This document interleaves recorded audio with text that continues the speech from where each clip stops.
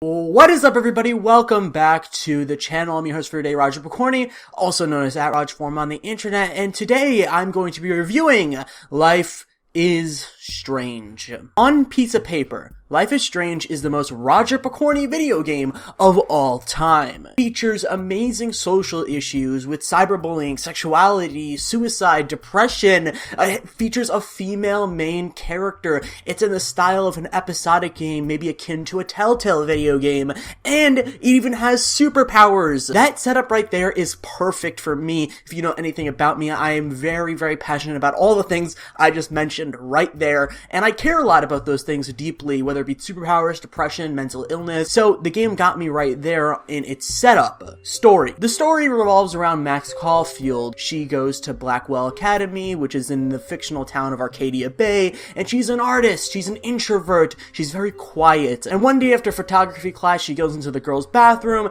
and she sees a drug deal going on. While she's hiding, she noticed that another person comes in, a gun gets involved, and bang!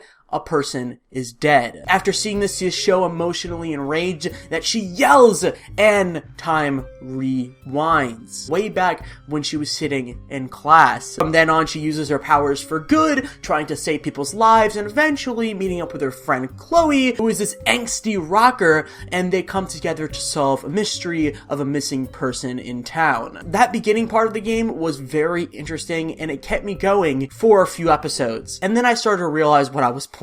Since this is a mystery game, you spend the majority of your time talking to people, trying to figure out what's going on, piecing together different clues, and talking in dialogue, trying to figure out what these people are saying, what are they hinting at, blah blah blah, making choices. But the thing with this game is that all these characters are just stereotypes and boxed in. For a game that is supposed to be so progressive and really pushes in your face that, hey look, we're doing cool things and we're talking about all these social issues, which is awesome, but boy oh boy, do they create characters that are just one note and one tone. Listen, I can explain like half the characters right now in one sentence each. The bitchy one, the over-aggressive stepfather, you have the sad mom, the edgy teenager, the introvert artist who's very sensitive, the creepy janitor, the friend zone dude. All these characters are just one note. Out of all those characters, only one of those characters really shines and actually becomes something interesting, but that all happens at the last episode. And there is some interesting choices that they each have to make, but like,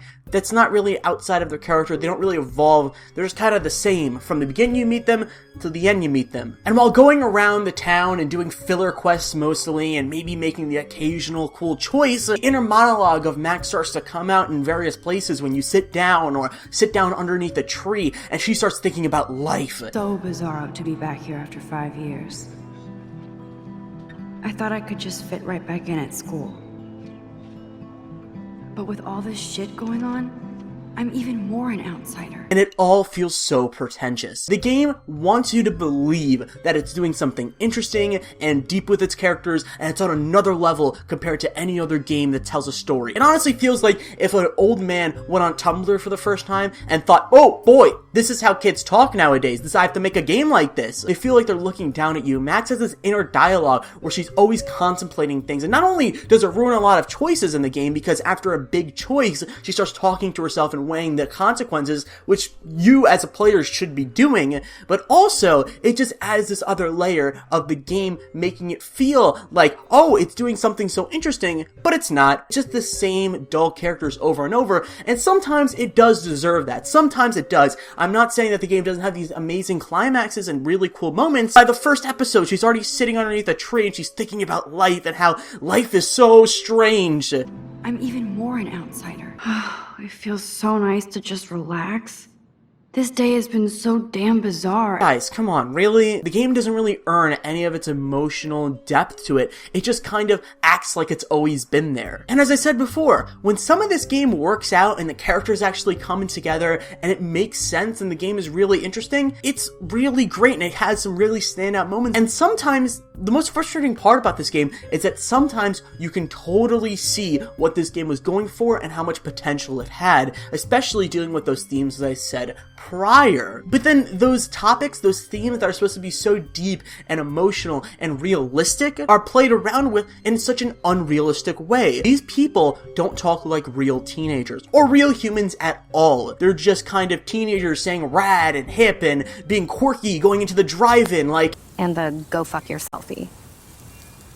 That was mean, but pretty funny. That's not how teenagers are, and I get you're trying to make a bunch of hipsters, but they don't really come out of that. They don't come out of that mold of being a hipster, being quirky. Must protect my precious so Max never has to chase it down again. At its best, most of the dialogue is laughable, but then at its worst, it's super cringeworthy, and it makes the game super hard to take seriously. And Max's powers are really cool, I gotta give it that. Her powers are really unique, and it brings a unique perspective to a storytelling adventure game in 2015, 2016, because you're able to rewind time. You are able, in most circumstances, to rewind time and see, oh, okay, this is what this person would have done. This is what this person would have said. And it just adds some level of uniqueness to the game that is purely genuine and not pretentious. They use their powers in very mediocre ways. Because you're able to rewind time, you're able to make the right decision. The whole thing with Telltale games, you make a decision and you move on. If that's a bad decision, you screwed up, you live with that decision and you know that you made it. That's part of the charm.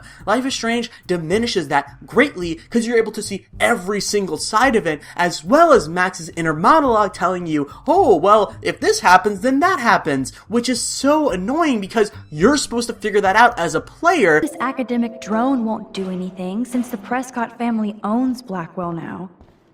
Should I rewind and change my story? One-note characters, misuse of superpowers, actual horrible dialogue, and misrepresentation of a whole generation of people. Now we can go to the drive-in. There's one in Newburgh just 60 miles away. You're in the wrong time, Warren. But then, so am I. The tone isn't consistent, the gameplay is not that fun, and at its best, in episode 5 and some amazing climaxes with some characters like Kate and Chloe, it's really good. But the amount of time where the game's actually good is about maybe an episode and a half. I can recommend you play 3.5 episodes of just pure filler and boring characters to get to a finale that is good. Because at that finale, I didn't tear up. I wasn't really interested in it. I didn't care about any of these characters. I can see that it was a good ending, but the amount of time that I spent hating all the characters, realizing that the story is repetitive and going in a circle and not really going anywhere and saving everything for the finale, as a product, I can't recommend Life is Strange at all. Have you played Life is Strange? Leave a comment down below. Let me know. Tweet at me at RouchFormer if you think that I'm wrong and I'm an idiot. All that jazz. Bye-bye.